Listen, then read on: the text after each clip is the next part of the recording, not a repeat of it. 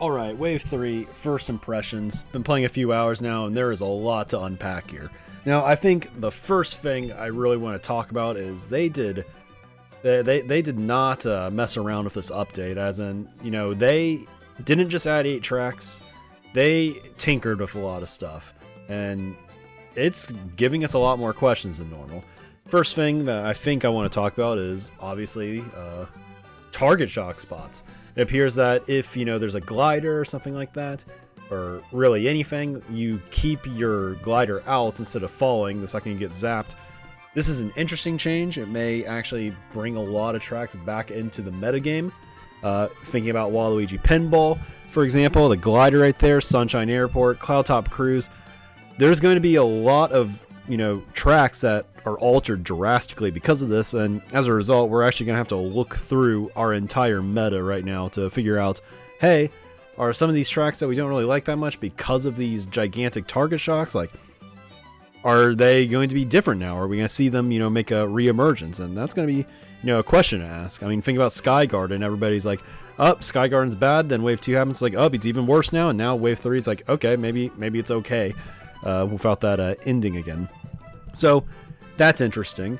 It's almost like they looked at all the courses that they were adding into this pack and were like, yeah, I mean, Rock Mountain, Maple Treeway, I mean, all these spots of just crazy glider sections. It's like, they want to do something about that, So, it's almost like they looked at the courses they added, and it's like, alright, we have to fundamentally change the game now, just because, we added this stuff. Next thing of note, custom items. This one's kind of surprising. This is something that people have been requesting for a while now. And pretty much in your lobbies, you get to choose which items you want to have on and which ones you want to leave off. Now, in terms of item balance, there's been rumors that, it's just completely random what happens. I don't believe that is the case, but there are going to be a lot of questions that will stem as a result of this. Which items we want to consider moving.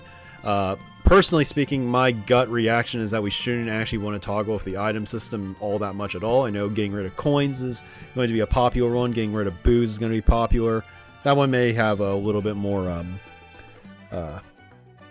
getting rid of booze may be a little bit more reasonable than some of the others. Getting rid of shocks is something that some people are going to say, even though I don't think that's going to be a great idea. And of course, your typical annoying pack items. Obviously, we're going to be able to tinker with all this now. And the question is, like, well, if you get rid of coins and stuff, what's going to happen as a result? You have to remember, it's not just about like what items get removed, but what happens in their place. I know a lot of people have been pointing out that what do you say? Horns and bombs can be pulled in the first 20 seconds if there's no coins. That seems to be valid, but it doesn't seem to be completely random from the one-on-ones I've played. It seems that it still kind of follows like a normal item distribution, but without said items. Obviously, there's going to be a few other changes. I think if there are barely any items, boos are able to steal backward, but I don't think that's like a universal change by any means. Another rumor that I can't officially debunk is that blue shells no longer appear on the minimap. That isn't true outside of, modes where like blue shells are like one of very few items, it seems. So there's going to be a lot of questions to be answered here. But luckily, I think for the most part, item distribution has not been changed in a super impactful way. Other thing, invincibility. This one I can't really tell for certain. I've heard a lot of people say that they get hit immediately after shocks and stuff. And I don't believe that the invincibility frames are like they were, before the update. But it seems that maybe it could be shorter right now. But this is something I can't really confirm by any means right now. So, yeah, there's that.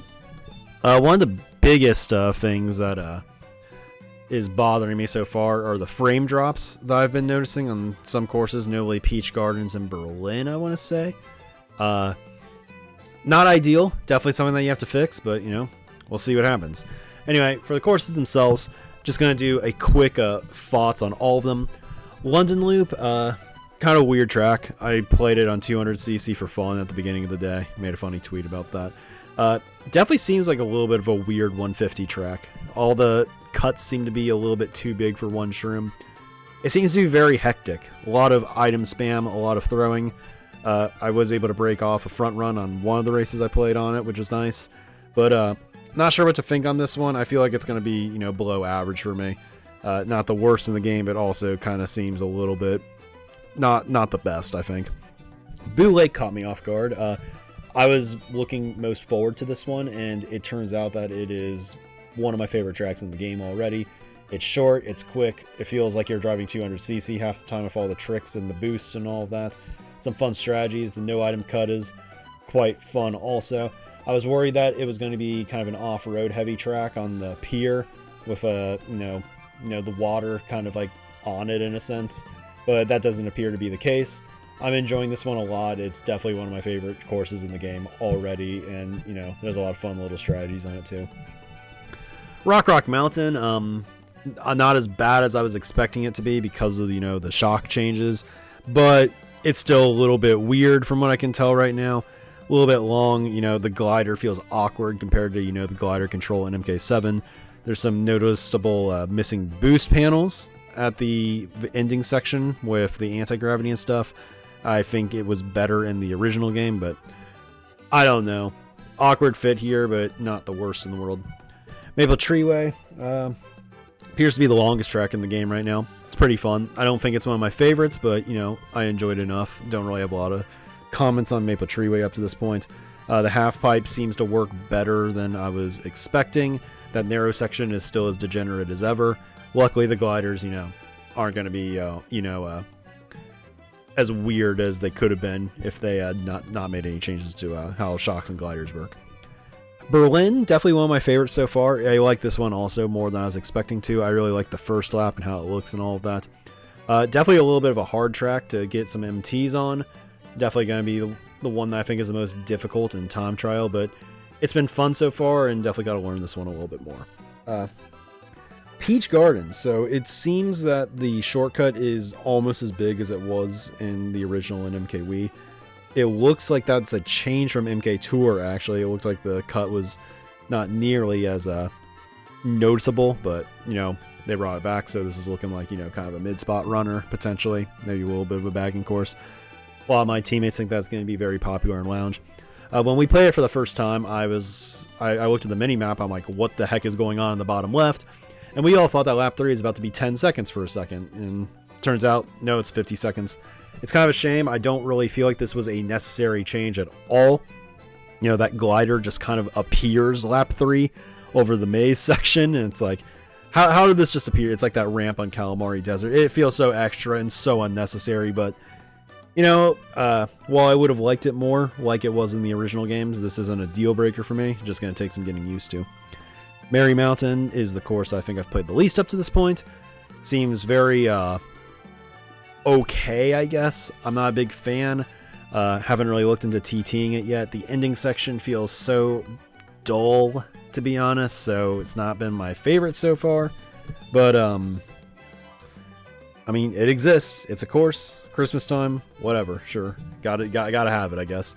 And as for 3DS Rainbow Road, never been a big fan of this one, but I think it actually is going to be my favorite Rainbow Road in the game, which is weird to say out loud because I've never really been a big fan. Lap 1 seems to be very fun for me. Lap 2 and 3, not as much. Definitely a few weird changes, but I think this is probably going to be a very strong runner for people in first place.